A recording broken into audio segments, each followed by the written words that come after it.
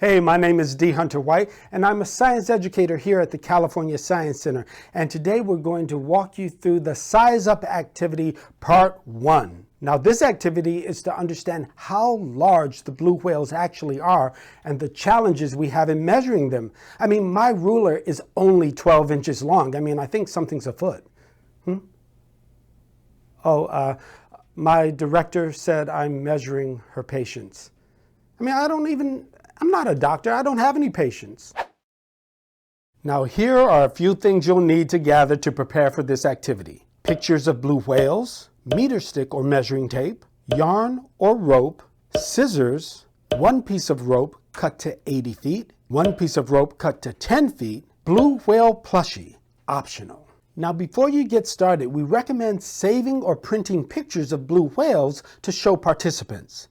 For this activity, it's best to have pictures that show their back to see the enormous length of the whale.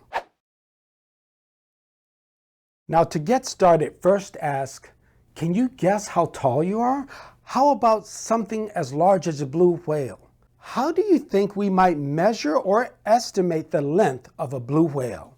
We can use a measuring tape to measure ourselves, but encourage your participants to answer these questions.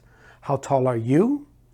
And can you guess how tall I am? Now, blue whales are the largest animals on Earth, and scientists have a couple of different methods to measure them. We're going to explore those methods in this activity. Show your participants pictures of blue whales and ask them to think about how scientists might actually measure them. I mean, come on, measuring tape in the water with a big, large whale? Come on now. And I don't know about you, but I can't swim. So how is this even going to work? I mean, the point is to ask your participants to think creatively about how they might measure blue whales in the ocean. Now, one way scientists measure blue whales is by using ratios because we know how their body parts relate to each other. Now, here's an example. Check this out. If humans spread their arms out like this and measure from fingertip all the way to fingertip, that's going to be about the same height as you are. That's a 1-to-1 ratio, my friends.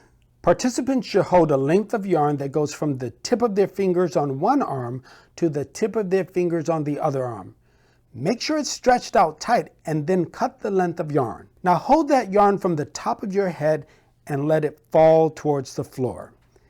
Is it roughly the same height as you? We can also use ratios to estimate the length of a whale. Using historical records, we have measurements from thousands of whales that include the total length of the whale, the pectoral fin, and the fluke, or the tail length. A blue whale is about 8 times the length of one of its pectoral fins. That's an 8-to-1 ratio. Tell participants that we know an average blue whale has a pectoral fin of about 10 feet in length. Now give them the 10-foot piece of rope or yarn and have them stretch that out and consider how large that actually is. If we know that the length of the whale is 8 times bigger than the pectoral fin, how large is that whale? Now hand participants the 80-foot piece of yarn or rope. Have them stretch it all the way out, and now they'll be able to explore how many blue whales can or can't fit in their space. Oh, another fun thing to do is have your participants draw a picture of an animal in its actual size to see how many can or can't fit in the whale's fluke. For younger learners, don't be afraid to use objects to measure. For example, how many paper clips long is the whale's fin? Or how many footsteps long is the whale? So even when we know the ratios of a whale's body parts, how do we measure a whale in the ocean? To find out the answer to this and more, check out Size Up Part 2.